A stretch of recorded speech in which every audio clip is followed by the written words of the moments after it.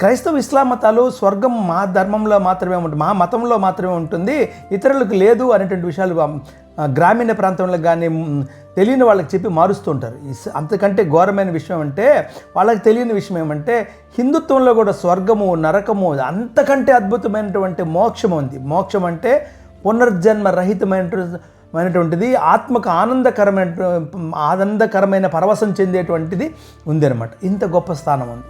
కానీ హిందూ ధర్మం ఎప్పుడు కానీ మా మతంలో ఉంటేనే స్వర్గం వస్తుంది, మా ధర్మంలోనే ఉంటే స్వర్గం వస్తుందని, మోక్షం వస్తుందని ఎక్కడా చెప్పదు.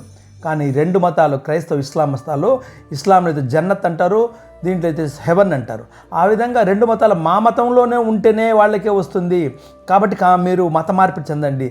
మహాను వ్యక్తులైన గొప్ప వ్యక్తులు కూడా, గాంధీ మహాత్ముడు, తర్వాత ఎవరైనా కూడా మా మతంకి వస్తేనే అవుతుంది అనేటువంటి సిద్ధాంతం వాళ్ళది. మనదేమంటే సర్వే జనా సుఖినో భవంతు.